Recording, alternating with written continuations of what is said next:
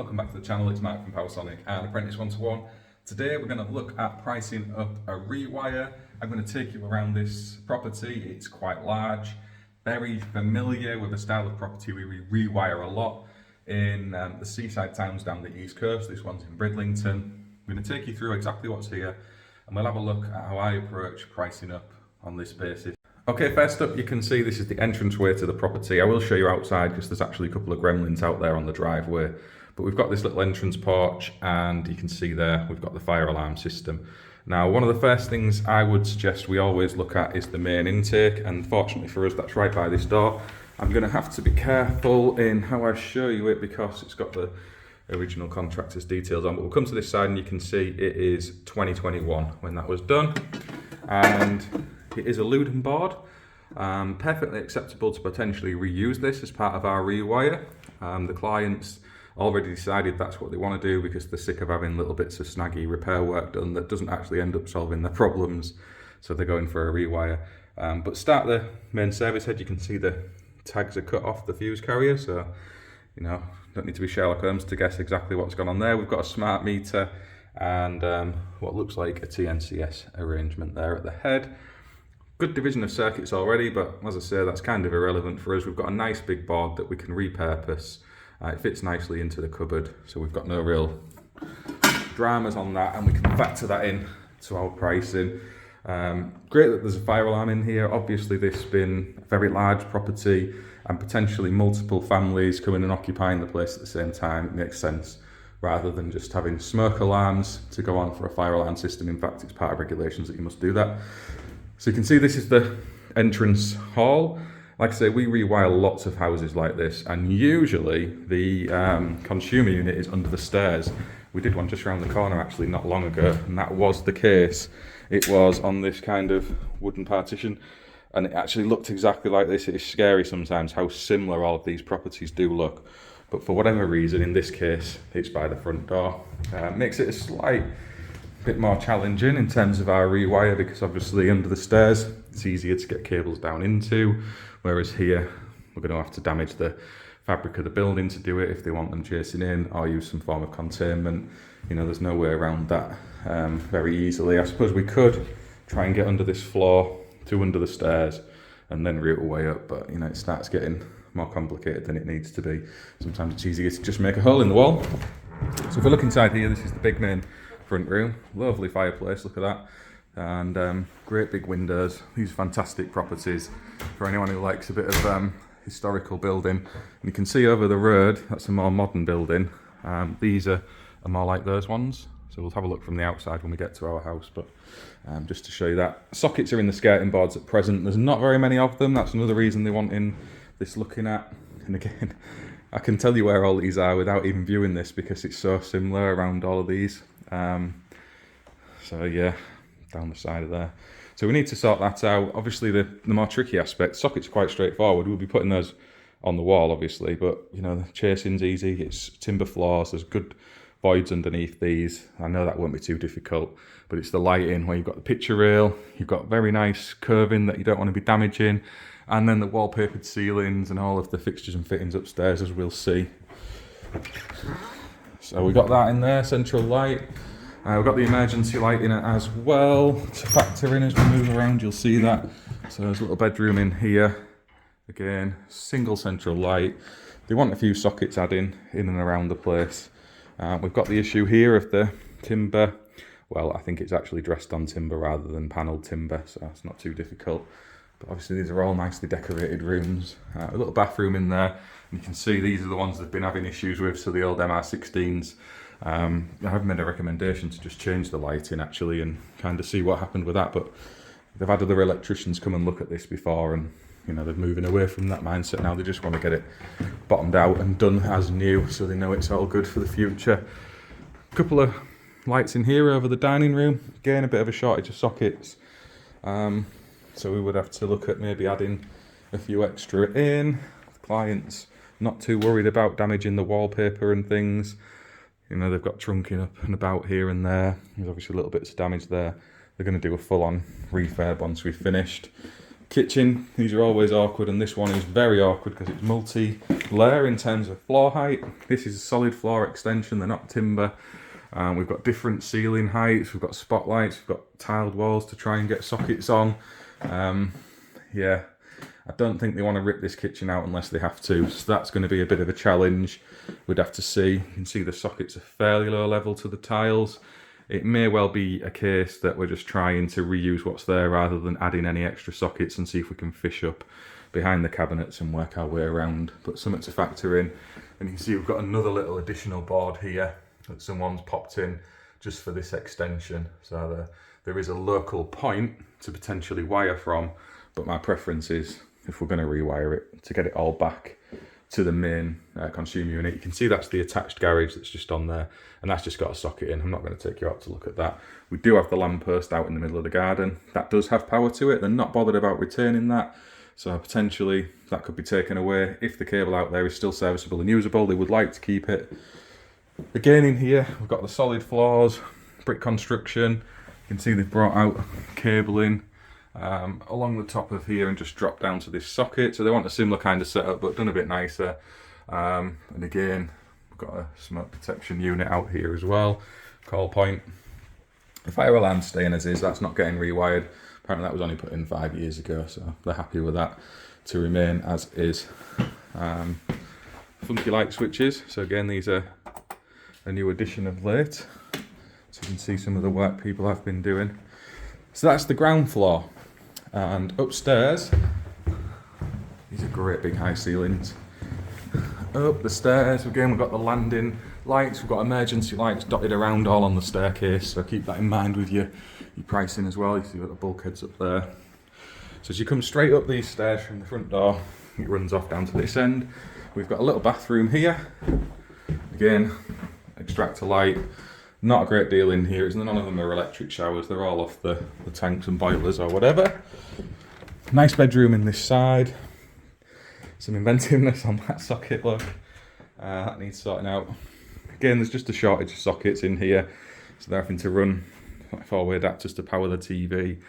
So there's that sort of thing to get straightened out. And then in here, we've got a bathroom with an extractor fan light. So just that. And there's not a great deal in these rooms. It's fairly straightforward in terms of what's there. It's just the routing of cables again. These properties are really difficult because you've got the split landings everywhere. So that's under the stairs here. If you're trying to route cables up and across, you know, when we've done these before, we tend to get into this floor void and then we'll come up the corner here and get into the floor void above. Coming across these sections, there's never any space in and behind and under these stairwells, so we usually have to do a similar thing. I've come across the top and then drop back down somewhere to start wiring out for our sockets. It's the nature of the beast, trying to get your cables from A to B. You can't start hacking out bits of timber and just like chopping them into the stairwell. That's just bodgy, so we don't get involved with that. You can see up here, single light on the landing. Very common that they would put them on these beams. These are actually not steel, they're timber beams that they've overclad when they've popped the buildings up in the outset.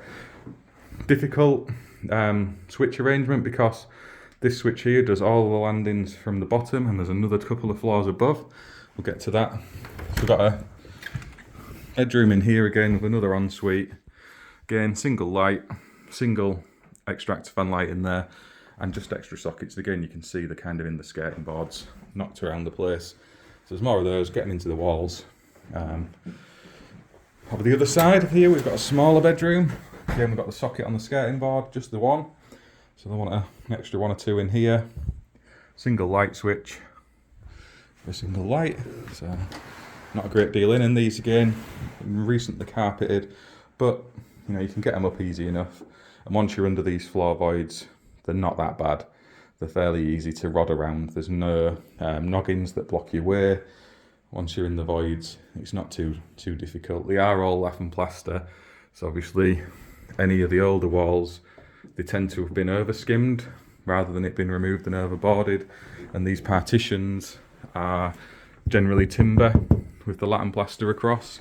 So if you're chopping into them, they can be a bit tricky if you're not careful, but there is a knack to working with lath and plaster.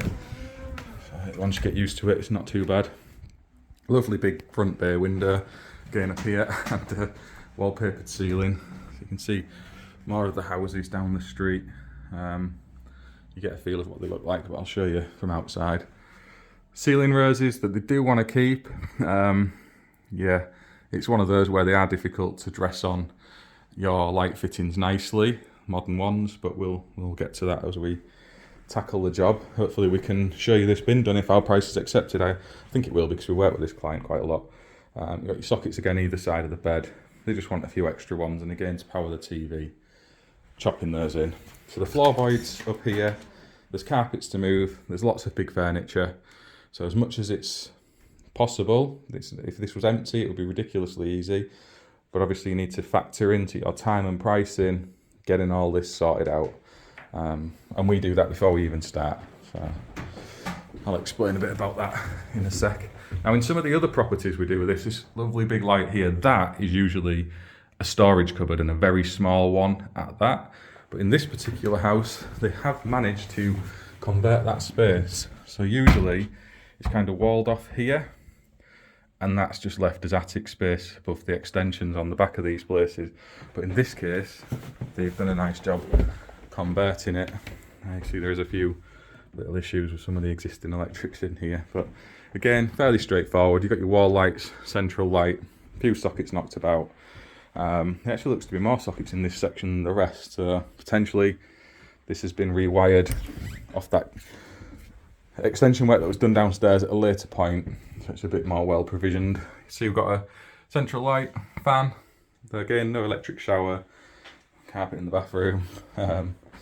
So yeah, this one won't be too bad. I don't think there's not a great deal of furniture in here to be worrying about, and we can get about easy enough. I'm not sure if there is access to this void though, because that is in an extension, so this is going to be rods and maybe a little hatch hole that we have to make somewhere. So where you look, there's like a little hatch here, which is to get to the shower valve, I guess. So potential for the cable tongue to be utilised there. And then you've got this other little landing up to the top floor, and these are all very similar in these properties. You can see as we get up here, we've got a bedroom off to this side, bedroom off to that side, and this is a little games room. Now usually the doorway on these is here, and that's one room, and then this side obviously you've got the bedroom, and they've moved that door a little bit that way, so I know these have been adjusted to fit this little bathroom in. A little toilet rather than a bathroom. So again, you've got your light. The lights up here aren't actually working at present, aside from that bathroom and in this bedroom. I think this is where they've been having most trouble with the lights consistently blowing lamps, bulbs, whatever you want to call them. And obviously when they've got this as a holiday light, it's very irritating sending someone around to look at it and sort it out all the time. So yeah, they've come to the decision, get it all rewired. You know, it's good and new. But again, extra socket points just knocked about the place. Very straightforward with the light. There is a little loft access hatch just up here, so while you're probably not going to be getting in there, in fact I know you're not because we're in a lot of space, you will be able to rod fairly easily to your switch drops and your pendants. So the lights on the top floor shouldn't be too bad. And again, in the floor voids, there's not a great deal of furniture up here. There's some bigger stuff in this bedroom. I know, well, I'm very confident the floorboards will run this way and the joists will run that way, so we can rod across under that bed. That's just the way, typically the way that they run the boards on these. And again, that's experience from doing a lot of these properties. So yeah, that's it. That's the property top to bottom. Fairly big one, as I say. I think there's 3 bedrooms on that top floor. So that's a 4th bedroom down there. We've got 3 bedrooms on here, so that's 7. There's the bedroom downstairs, that's 8. There's another one over there, that's 9. And so yeah, it's 9 bedroomed. And then obviously the day rooms or whatever, dining rooms, lounges and such. So that's the property tour.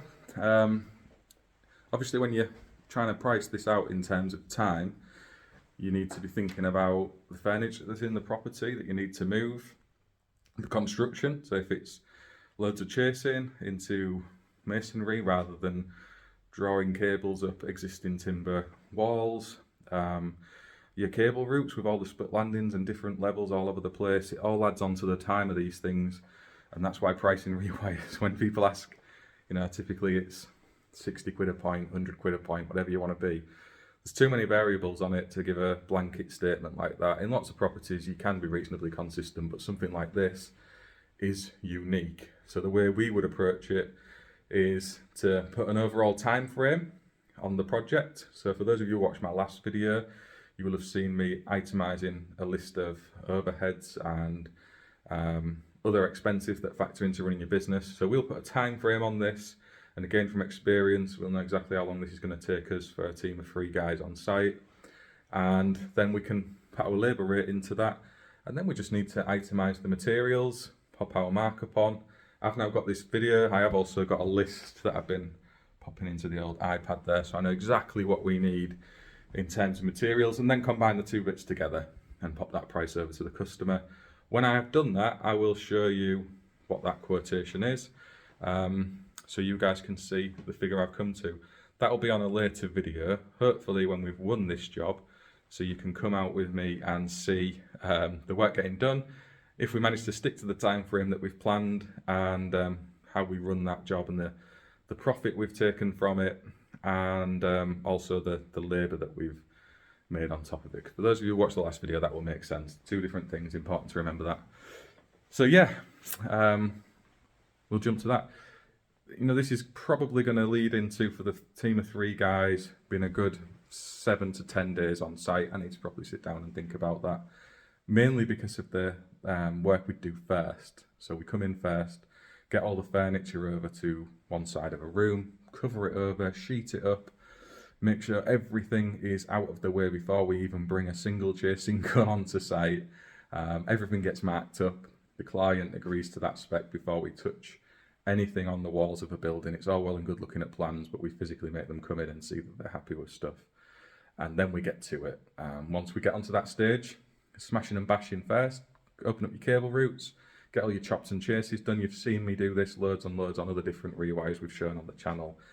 Drag your cables in, patch up, second fix, job's a good one. But yeah, I reckon just from looking at it, between 7 and 10 days, I would say we'd get this one licked up. Because there's no real spotlights in there. There's not any real obstacles and challenges in terms of furniture. I think a day to get everything covered over, just thinking about it while we're talking on the video, just sheet it up. Then probably a couple of days chopping out through the place for the 3 guys. A couple of days drawing the cables in. Galplastering guy tidy up everything within a day. So we could be on with some second fixing fairly quickly after that. Then obviously the testing. So yeah, I must say 10 days, we'll pop 10 days on it. There's a bit of contingency in there as well then, you see. So that's where we're at with that one. Let me know what you think in the comments, having been around this property with me. Remember, we're going to have a team of 3 electricians on this, and plasterer separate. So if you are pricing your side of things, remember the size of your team might affect the timescale it's going to take. So if you're a 1-person company, this might well take you 3 or 4 weeks, and your labour rate would be whatever it is, and your price might come out in reasonable comparison to ours of getting this cleared in 7 to 10 days. So let me know what you think. Be interested to see your thoughts. Don't give your pricing away. Obviously that's unique to you, as we've shown on the last video. It's different for everybody based on how their businesses are set up. Comparing 5 grand with 5 grand isn't always the same comparison, so don't worry about that.